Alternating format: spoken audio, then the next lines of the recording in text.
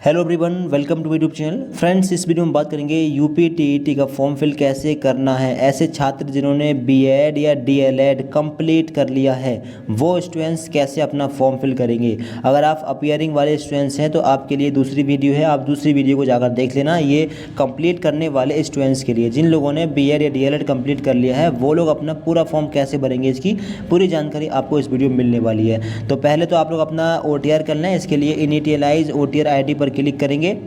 इसके बाद में पर्सनल डिटेल्स आप लोग डालेंगे। ये डिटेल चेंज नहीं होती है, तो 10th की मार्कशीट के अकॉर्डिंग ही आप लोग यहाँ पर डालना और सही सही डिटेल फिल करनी है। अपना नेम डालिए, father name, mother name, date of birth और सेम अपना name, father name, mother name, date of birth और जेंडर सेम जेंडर। और वेरिफिकेशन के लिए आधार कार्ड का ऑप्शन दे सकते हैं। दूसरा पैन कार्ड, ड्राइविंग लाइसेंस का भी ऑप्शन ले सकते हैं। ठीक है, पैन कार्ड लेंगे तो पैन कार्ड का नंबर यहाँ पर डाल कर वेरीफाई पेन करें, इसको वेरीफाई करें। इसके बाद में मोबाइल नंबर वेरीफाई करें, इसके बाद में ईमेल आईडी वेरीफाई करें। ठीक है, और आगे लाइव फ़ोटो आपको यहाँ पर अपना वेरीफाई यानी कंप्लीट करना होगा। यहाँ पर ऑप्शन आ रहा है generate verification QR code. QR code से आप लोग कर सकते हैं।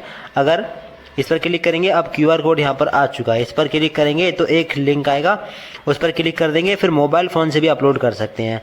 इसके बाद में आपके मोबाइल फ़ोन में भी कैमरा ओपन हो जाएगा। ठीक है, अब ये जो फ्रेम आपको दिख रहा है, इस फ्रेम में चेहरे को लाइए।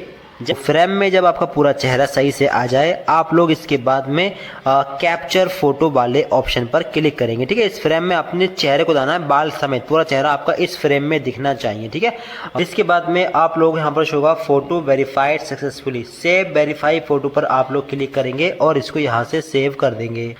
और फिर इसके बाद में आप लोगों को नीचे यहाँ पर होगा सेट सिक्योरिटी क्रेडेंशियल।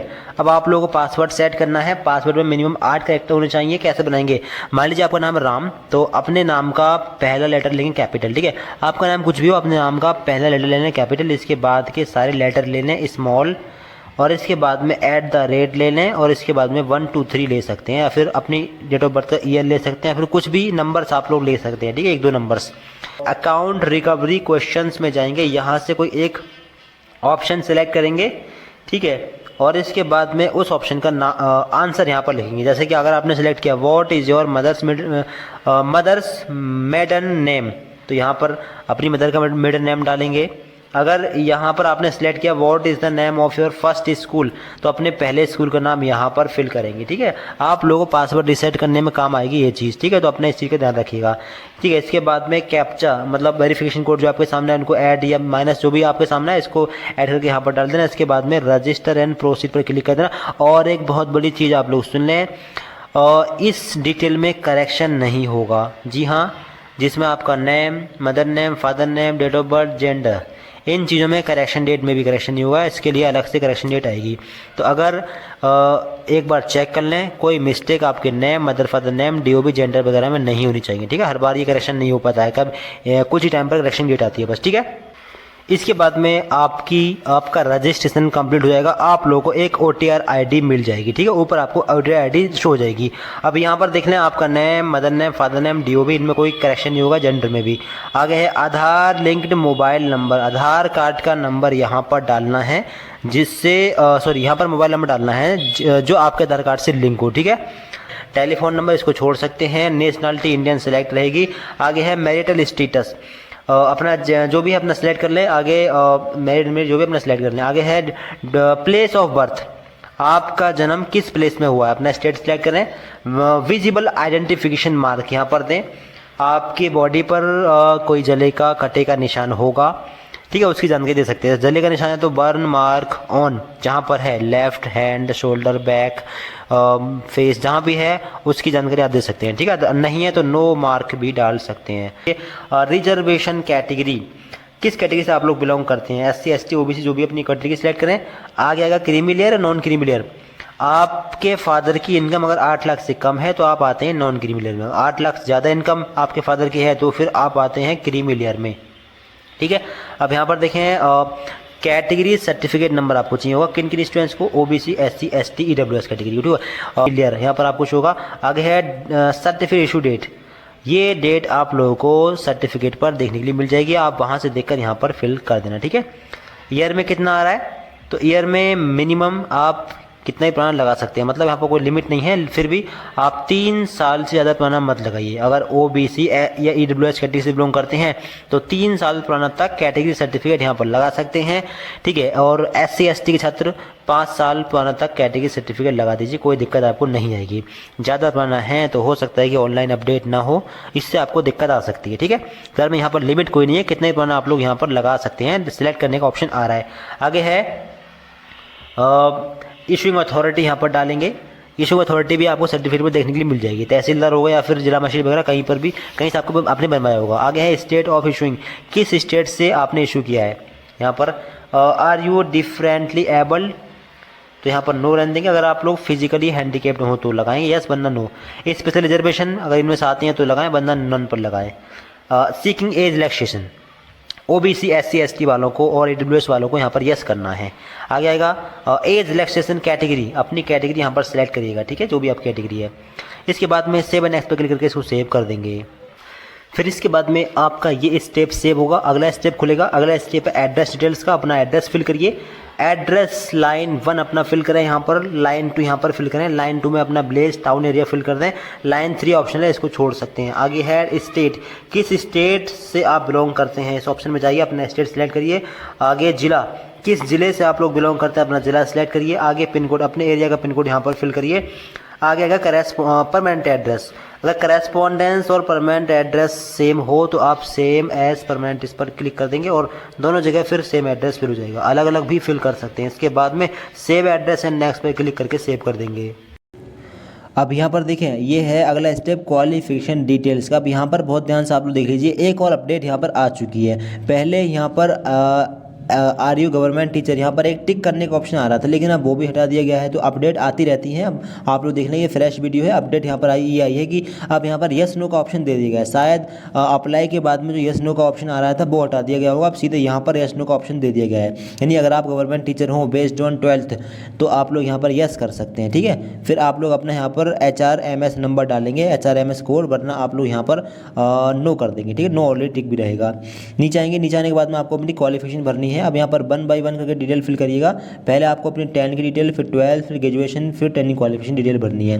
हम बात कर रहे हैं केवल पास करने वाले छात्रों की, जिन्होंने अपना BEd DLEd पास कर लिया है। तो कैसे भरेंगे वो लोग, अपना एग्ज़ाम लेवल में जाएंगे, यहाँ से 10th वाला ऑप्शन लेंगे, ठीक है। इसके बाद में अपने यहाँ पर बोर्ड का नाम डालेंगे, 10th के बोर्ड का नाम, और आगे अपनी सब्जेक्ट डाल देंगे 1 by 1 कॉमा लगाकर सभी 6 के 6 सब्जेक्ट के नाम अगर यूपी बोर्ड से हो तो। आगे पासिंग ईयर डाल देंगे, रोल नंबर डाल देंगे, मार्कशीट नंबर डाल देंगे, मार्क्स ऑफ 10 टोटल मार्क्स यहाँ पर डाल देंगे, ठीक है।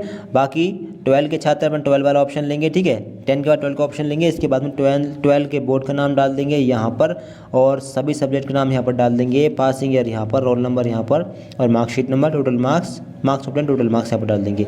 अब बात करें ग्रेजुएशन की, तो ग्रेजुएशन का ऑप्शन लेंगे अपना। इसके बाद में यहाँ पर यूनिवर्सिटी का नाम डालेंगे, ग्रेजुएशन आपने कौन सी यूनिवर्सिटी से किया है यहाँ पर डालेंगे।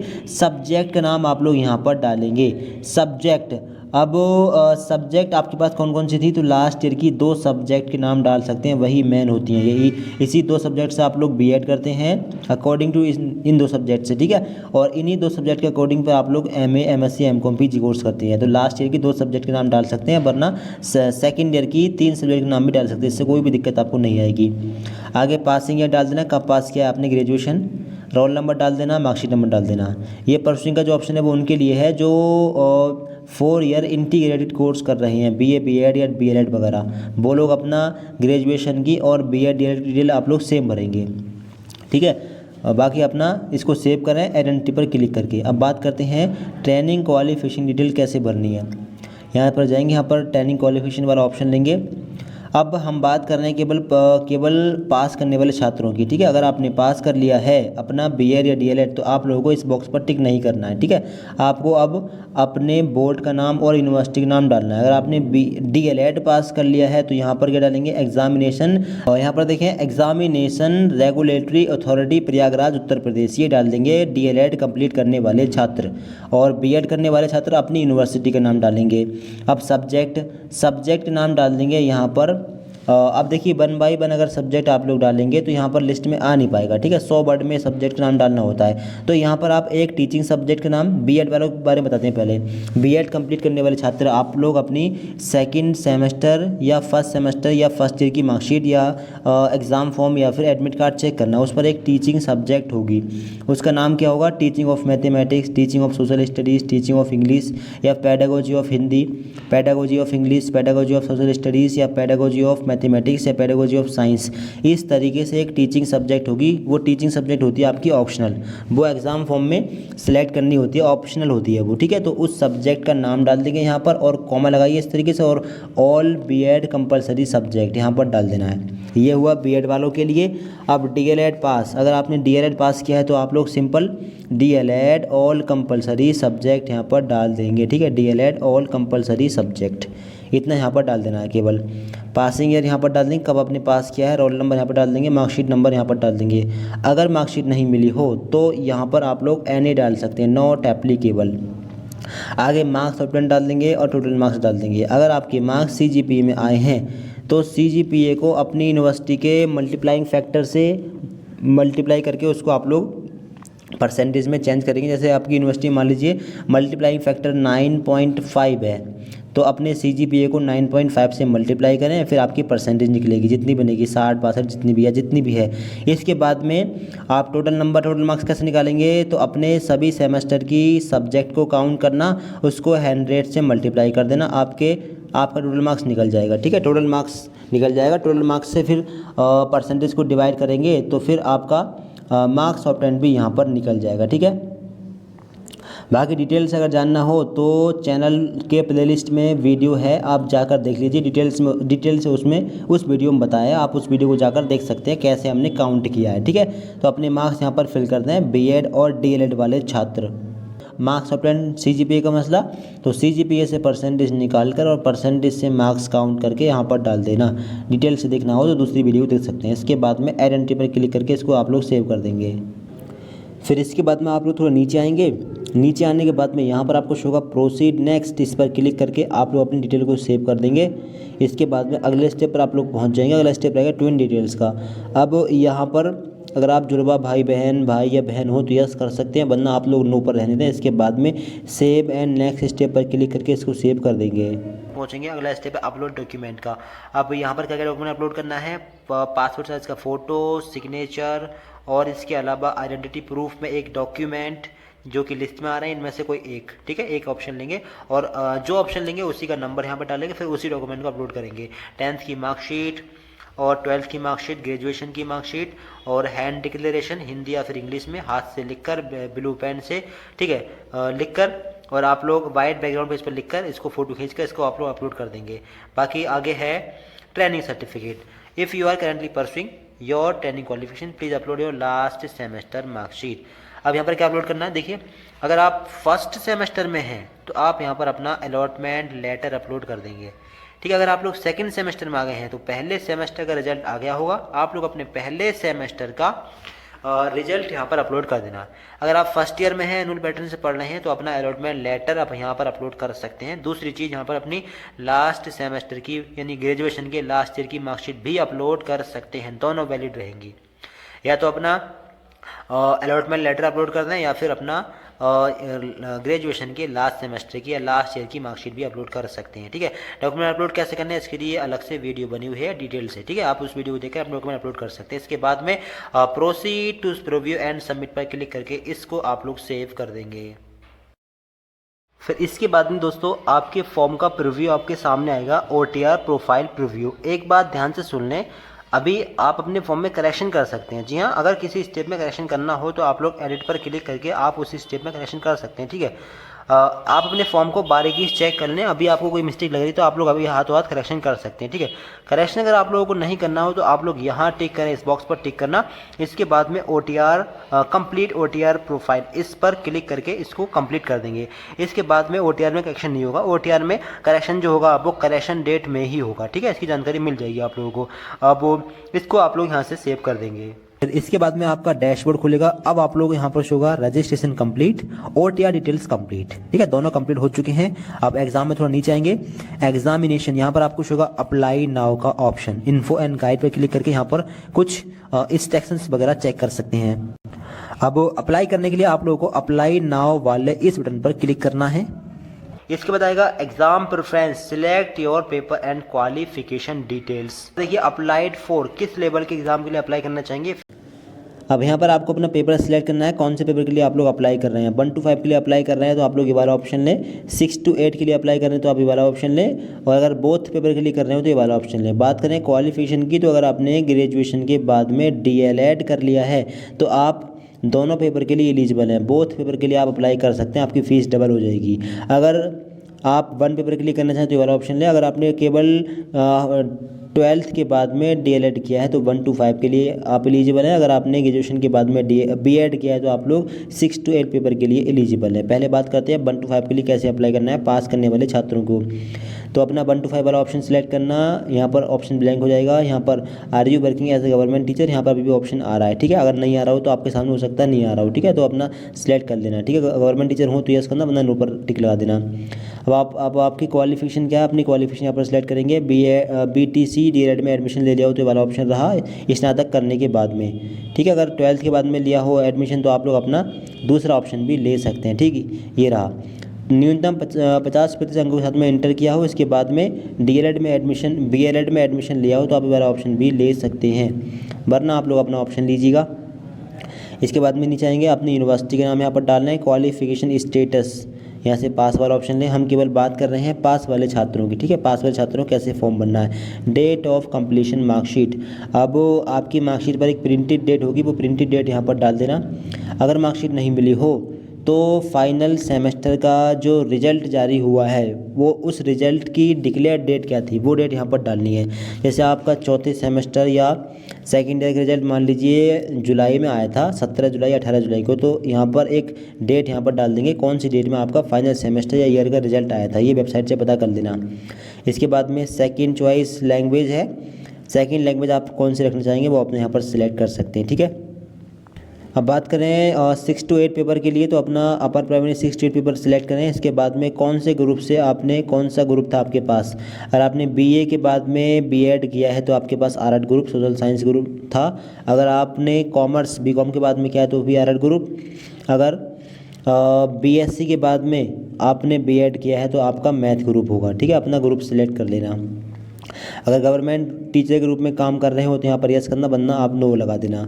नीचे जेनरल क्वालिफिकेशन में आपने BEd कौन से ऑप्शन से किया है अपना ऑप्शन सिलेक्ट कर लेना। ठीक है, मोस्टली सिलेक्ट ऑप्शन ये रहा ज़्यादातर स्टूडेंट्स का।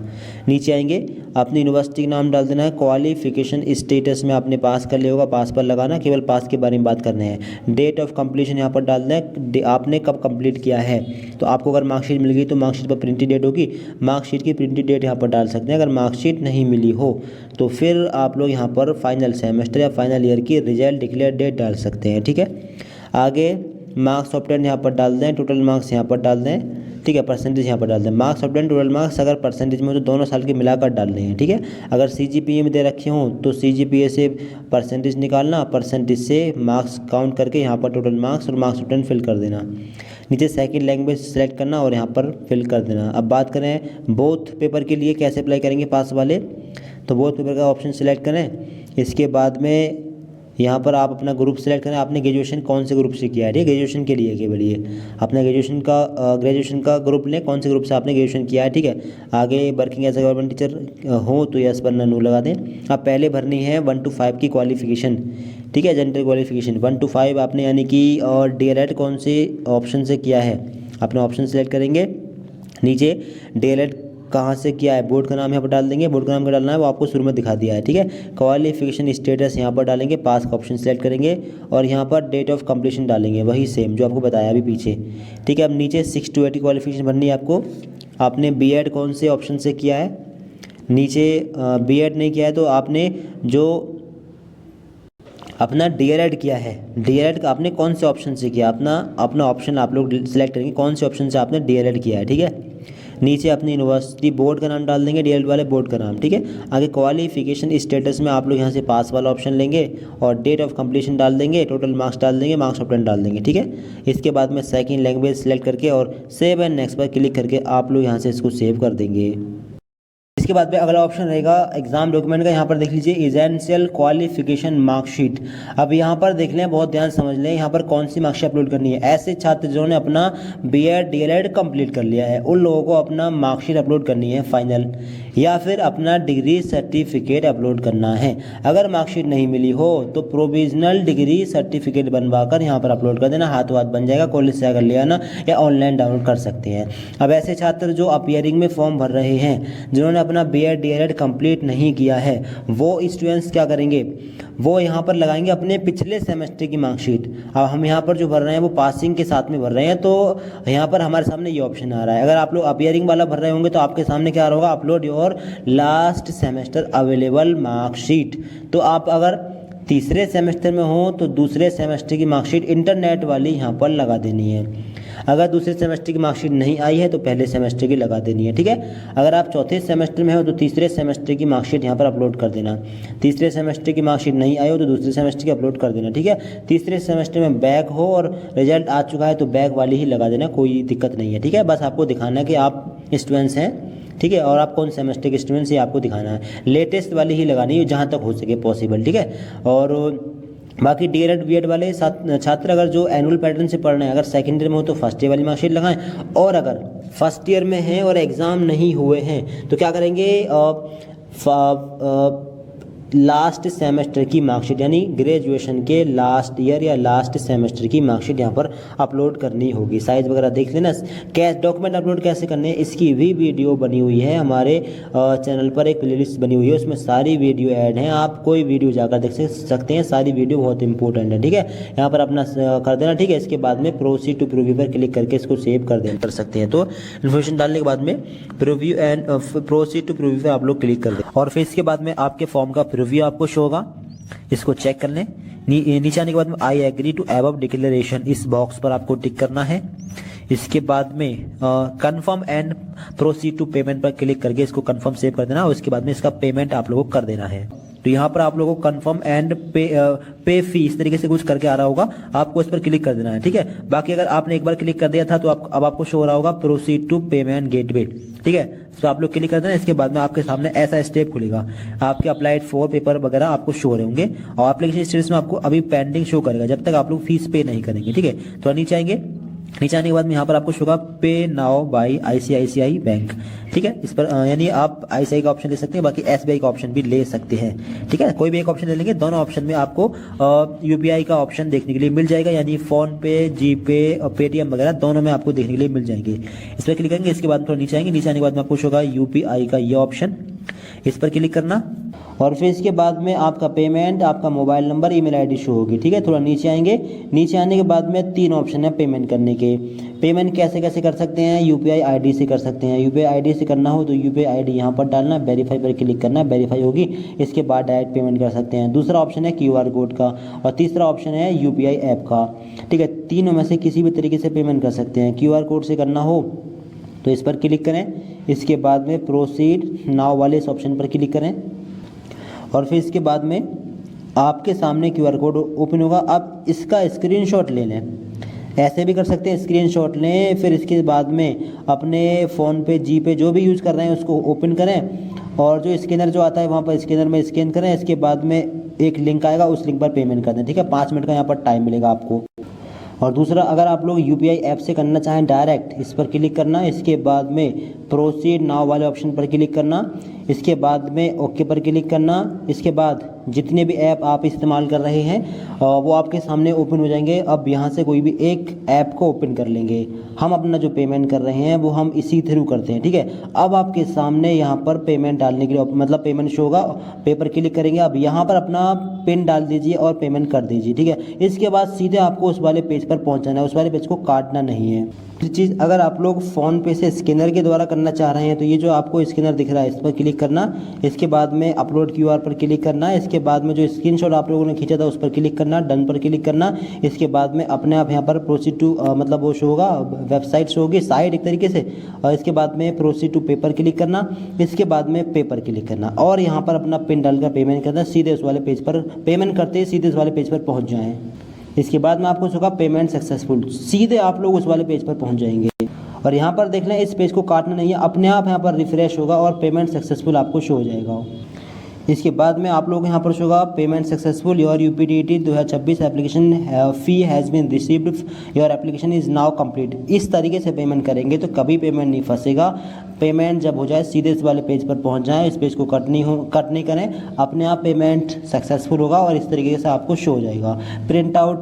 प्रिंट निकालना चाहें इस पर क्लिक करें। अगर फंस गया है तो सॉल्यूशन भी बताएंगे, आगे देखते रहिए। इसका अगर आप लोग प्रिंट सेव करना चाहें तो आप इसका जो रिसीट है पेमेंट की वो भी सेव कर सकते हैं, ठीक है, इसको आप सेव कर सकते हैं। फिर इसके बाद में आप लोग go to dashboard, view application वाले ऑप्शन पर क्लिक करके डैशबोर्ड पर पहुंच जाएंगे। अपने फॉर्म को लॉगिन कर लें। अब अगर आपका पेमेंट हो गया और पेमेंट सक्सेसफुल आपको शो नहीं हुआ तो आप क्या करेंगे, ऐसी कंडीशन में आपको क्या करना है, इसके लिए आप लोग यहाँ पर देखिए यहाँ पर इन्होंने क्लियर लिखा है कि if you have already completed the payment but it is not reflecting in your application status, please wait for 2-3 days business days for the system to update. यानी अगर आपका पेमेंट हो गया और यहाँ पर पेंडिंग शो कर रहा है तो ऐसी कंडीशन में 2 या 3 दिन का वेट करना है। 2 या 3 दिन के बाद में या तो पेमेंट सक्सेस पेड यहाँ पर शो हो जाएगा या फिर आपका पेमेंट आपके अकाउंट में वापस आ जाएगा। दोनों नीचे आएंगे, ये रहा आपका माय एप्लीकेशन का टैब, यहीं पर आपको सारा कुछ शो देखने के लिए मिलेगा। यहाँ पर आप देख पा होंगे एक्शन के नीचे प्रिंट का ये जो ऑप्शन है, यहाँ से आप लोग अपना फॉर्म प्रिंट करेंगे। इस पर क्लिक करेंगे तो इस पर जब आप लोग क्लिक करेंगे तो आपके फॉर्म का जो प्रिंट आउट है, PDF है, आपके सामने शो होगा, ठीक है। ये रहा आपके फॉर्म का प्रिंट आउट। अब इसको मोबाइल फ़ोन में सेव करने के लिए या फिर प्रिंट निकालने के लिए आपको प्रिंट एप्लीकेशन वाले इस ऑप्शन पर क्लिक करना है, ठीक है। इस पर जब आप लोग क्लिक करेंगे तो आपका फॉर्म आपके सामने इस प्रकार से शो हो जाएगा। 3 पेज आपको यहाँ पर शो होंगे। इसके बाद में आप लोग ये जो आपको PDF का साइन दिख रहा है इस पर क्लिक कर दें और इसके बाद में सेव पर क्लिक कर दें। आपके मोबाइल फ़ोन में PDF सेव हो जाएगी। प्रिंट आउट निकालना चाह रहे हो तो आपके पास प्रिंटर होना चाहिए, डायरेक्ट यहाँ से प्रिंट भी कर सकते हैं, ठीक है। तो प्रिंट आउट आप लोग इस प्रकार से निकाल दें। अगर आप लोग अपने फीस रिसीट का प्रिंट निकालना चाह रहे हैं तो आप इस पर क्लिक करें, रिसीट पर। इस पर क्लिक करने के बाद में इसका भी प्रिंट आउट यहाँ से निकाल सकते हैं, PDF पर सेव करके अपने मोबाइल फ़ोन में PDF ही सेव करके रख सकते हैं, ठीक है। तो अपने फॉर्म का फाइनल प्रिंट आफ्टर पेमेंट आप लोग निकाल लें। यहाँ पर आपको पेड शो होना चाहिए, तभी आपका पेमेंट कंप्लीट माना जाएगा, ठीक है। और यहाँ पर कंप्लीटली स्टेटस में शो होना चाहिए, ठीक है। और यहाँ पर आपको प्रिंट का ऑप्शन दिख जाएगा इसके बाद में। तो अपना प्रिंट आउट ऐसे निकालने, कोई भी दिक्कत आ रही है कमेंट बॉक्स में आप लोग हमसे बता सकते हैं, ठीक है। अपने फ्रेंड्स को वीडियो शेयर कर देना। अगर कोई गलती आपके फॉर्म में हुई है तो करेक्शन भी आप कर पाएंगे, ठीक है। करेक्शन कैसे करना होगा, करेक्शन की पूरी जानकारी आपको मिलेगी। अपने फ्रेंड्स को वीडियो शेयर कर देना, चैनल सब्सक्राइब कर देना ताकि आपको करेक्शन वगैरह और आगे एडमिट कार्ड, एग्जाम डेट वगैरह की भी पूरी जानकारी मिल जाए। Thanks for watching this video.